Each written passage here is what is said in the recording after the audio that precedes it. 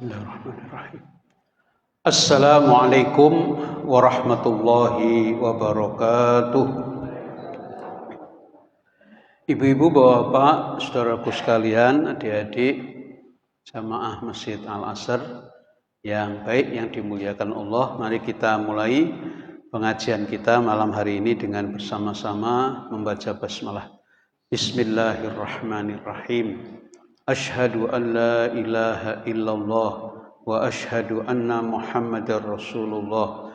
Raditu billahi rabba wa bil islami dina wa bi Muhammadin nabiyya wa rasula. Rabbi zidna ilma warzuqna fahma. Amin ya rabbal alamin. Alhamdulillahi rabbil alamin wal akibatu lil muttaqin wala udwana illa 'alal zalimin. Asyhadu an la ilaha illallah wa asyhadu anna Muhammadan abduhu wa rasuluh. Allahumma salli wa sallim ala sayyidina Muhammadin wa ala alihi wa ashabi ajma'in. Amma ba'du. Ibu-ibu, bapak-bapak, saudaraku sekalian yang baik, yang dimuliakan Allah, mari kita selalu bersyukur kepada Allah Subhanahu wa taala karena banyak sekali nikmat Allah yang telah dilimpahkan kepada kita sekalian. Alhamdulillah, malam hari ini kita kembali diberikan kesempatan untuk bisa hadir di majelis yang mulia ini. Mudah-mudahan tambah ilmu yang akan memantapkan amaliyah keislaman kita sehari-hari, sehingga membawa kita semakin bertakwa kepada Allah dan insya Allah mengakhiri hidup ini dalam keadaan husnul khotimah. Amin, amin ya rabbal alamin. Jangan lupa untuk memperbanyak sholawat kepada Nabi kita Muhammad sallallahu alaihi wasallam, minimal dengan mengucapkan Allahumma sholli ala Muhammad wa ala ali Muhammad. Mudah-mudahan dengan memperbanyak sholawat kita selalu ingat Rasulullah, ingat ajaran-ajarannya, ingat sunnah-sunnahnya, dan kita diberikan kekuatan, kemampuan oleh Allah untuk bisa mensuri teladaninya dalam kehidupan kita sehari-hari. Ibu-ibu, bapak-bapak, dan saudaraku sekalian yang baik, yang dimuliakan Allah, pada malam hari ini saya ingin menyelesaikan atau melanjutkan beberapa hadis yang terkait dengan sebaik-baik manusia. Ya, ada 11 hadis ya yang berkaitan dengan siapa sih manusia yang dikatakan baik menurut Islam. Kemarin sudah sampai nomor 5 kalau tidak salah. Ini saya ulangi yang pertama. Orang yang baik menurut hadis Rasulullah adalah orang yang mempelajari Al-Quran dan mengamalkannya. Khairukum man ta'allamal Quran wa 'allamahu. Hadis sahih Bukhari. Nomor hadisnya 5027.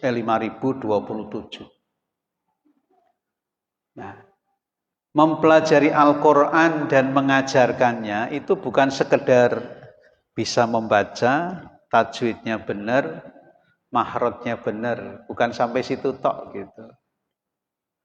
Tapi maksudnya mempelajari Al-Quran dan mengajarkannya itu dari mulai belajar membaca dengan benar, kemudian belajar untuk bisa mengartikan, belajar memahami maksudnya, kemudian diamalkan dalam kehidupan sehari-hari, kemudian didakwahkan.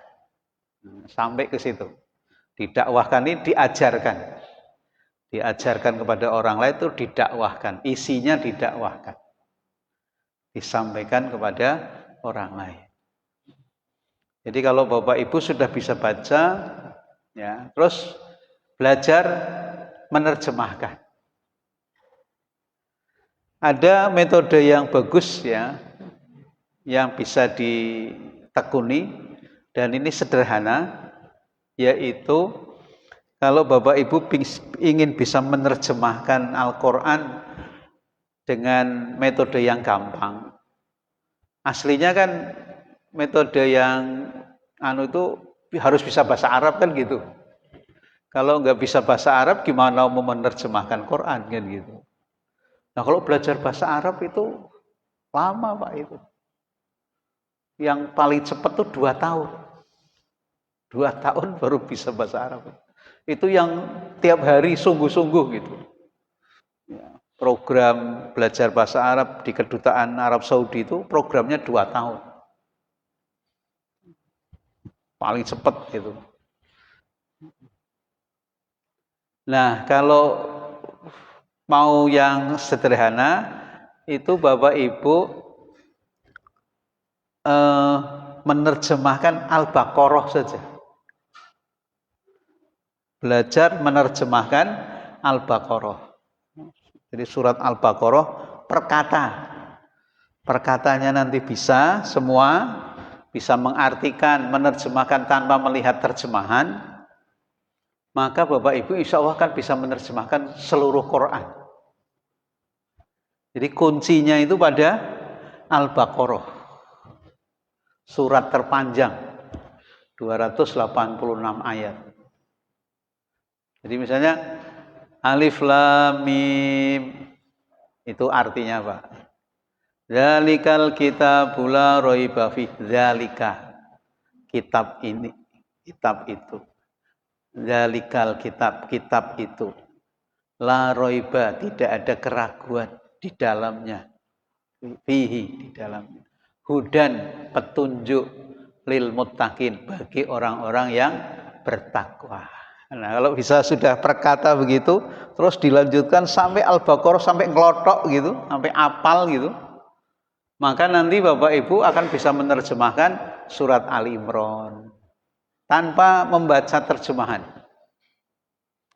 Jadi rupanya Allah Subhanahu wa taala sudah membuat surat Al-Baqarah ini kata-katanya itu terpakai di semua surat. Kata-kata yang ada di surat Al-Baqarah itu terpakai di surat-surat yang lain. Kalau misalnya nanti ada yang baru, itu sedikit. Bapak Ibu buka kamus sedikit sekali gitu. Buka kamusnya sedikit sekali. Masih tetap sih buka kamus, masih tetap. Tapi tidak banyak, sedikit. Ya. Nah itu kunci. Karena kalau hanya baca Al-Quran terus tidak ngerti maknanya, nggak ngerti terjemahannya, itu yang namanya ibadah membaca saja. Ibadah membaca. Sementara Al-Quran itu nanti harus diamalkan. Nah kalau tidak ngerti artinya, bagaimana mengamalkan kan gitu. Jadi minimal pada bisa membaca, kemudian bisa menerjemahkan. Kalau bisa menerjemahkan, nanti akan tahu, oh ini harus dilakukan, ini harus ditinggalkan. Gitu. Seperti itu. Baik, ini yang pertama. Kemudian yang kedua,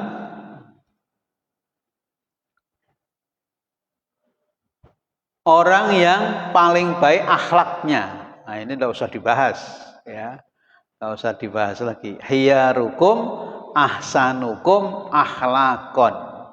Sahih Bukhari, nomor hadisnya 6035. Jadi orang yang paling baik adalah orang yang paling baik akhlaknya, moralnya. Nah kalau ingin akhlaknya baik, caranya membina diri menjadi orang yang semakin soleh, selalu berdoa dan berzikir, selalu menjaga kehalalan rizkinya. Ciri utamanya gitu, orang yang berakhlak itu gimana cirinya? Semakin sepuh, semakin sepuh, semakin sepuh, semakin baik, semakin soleh, semakin solehah. Itu pasti itu. Jadi kalau ada orang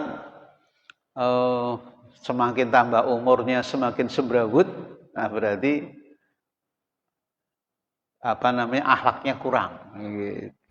Tapi kalau tambah sepuh kok tambah tawadhu, tambah baik, insya Allah itu orang yang akhlaknya baik. Kemudian yang ketiga, Orang yang paling baik adalah orang yang membayar hutang. Cepat-cepat membayar hutang. Apalagi sudah jatuh tempo. Khairukum ahsanukum qadaan. Ya. Sahih Bukhari, nomor hadisnya 2305. Jadi sebaik-baik orang adalah orang yang paling baik dalam membayar atau mengembalikan hutang.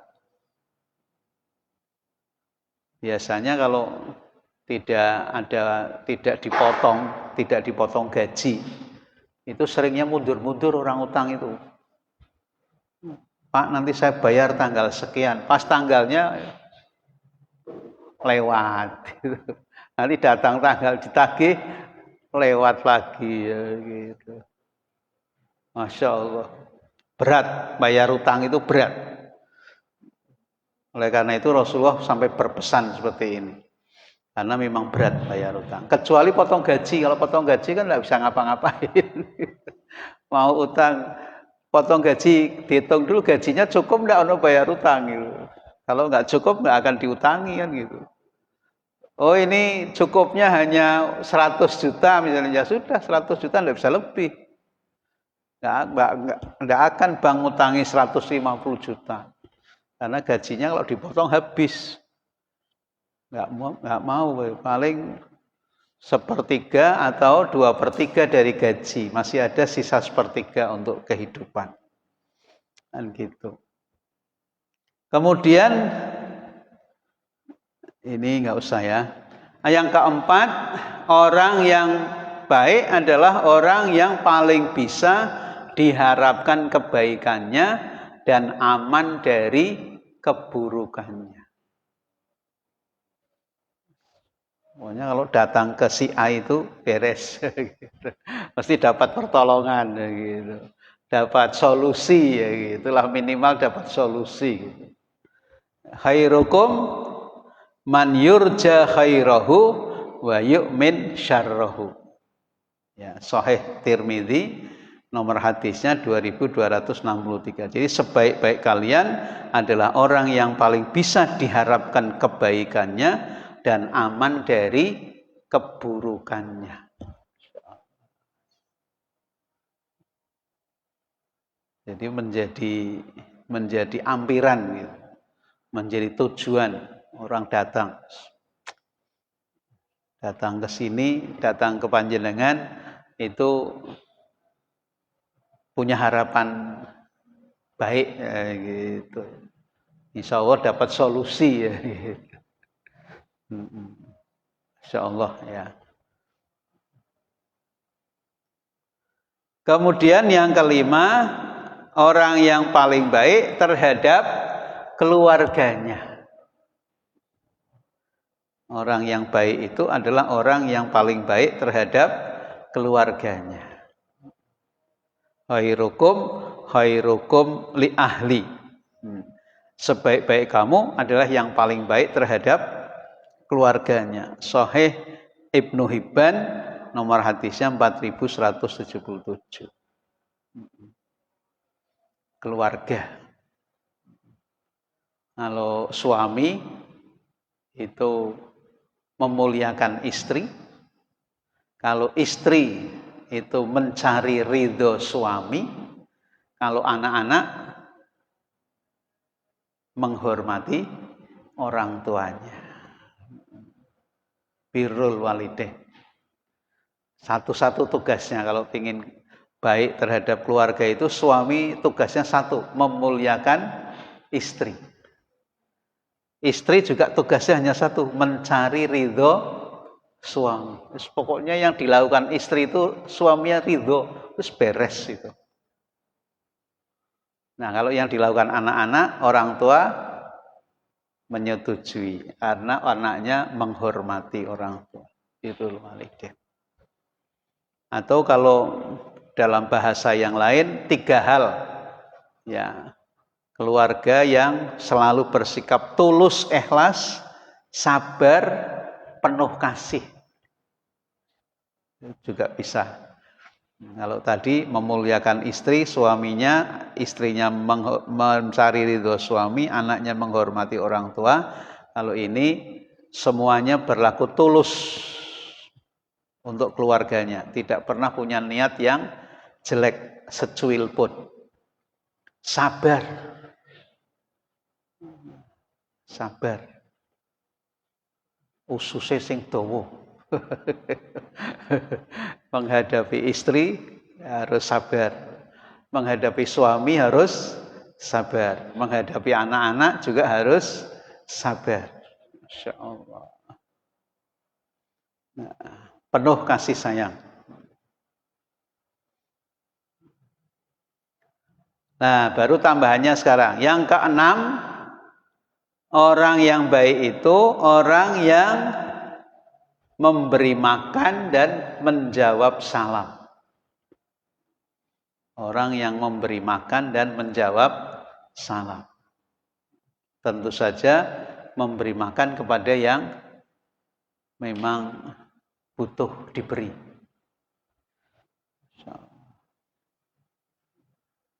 Butuh diberi. Kemudian menjawab salam. Kalau ada orang menyalami kita. Ada orang menyalami kita, kita wajib menjawab salam. Rasulullah bersabda, khairukum man at'imut ta'am waraddus salam. Ya. Sebaik-baik kamu adalah orang yang memberi makan dan menjawab salam. Sahih jami'. Ya, sahih jami' itu maksudnya ada di 9 kitab hadis. Di 9 kitab hadis itu memuat semua. Nah, jami' di sini kumpulan. Ya, kumpulan kitab hadis ada 9 yang terkenal. Nah, itu yang sahih semua itu hadisnya yang di situ itu ada 9. Nah, hadis ini ada di 9 kitab hadis. Tercantum semua. Gitu. Ya. Kalau tadi kan ada Sahih Bukhari, berarti tercantum di Bukhari. Di kitab yang lain belum tentu ada. Sahih Ibnu Hibban, gitu. Nah, tercantumnya di Ibnu Hibban. Tapi kalau Sahih Jami' artinya berada di 9 kitab hadis. Mantep gitu. Ya. Ada keluarga yang punya program setiap Jumat bikin bungkusan dibagikan. Masya Allah. Keliling dia Pekalongan gitu. Kelihatan orang ini perlu diberi, didekati terus kasih. Pak kersa mboten nih. Masya Allah. Luar biasa itu. Ada yang mangkal di alun-alun. Ada yang setiap Jumat mangkal di alun-alun. Gratis. Ada yang kelompok jamaah. Ya. Setiap Jumat juga. Di alun-alun. Kalau ada alun-alun sebelah timur sama alun-alun sebelah barat. Kalau yang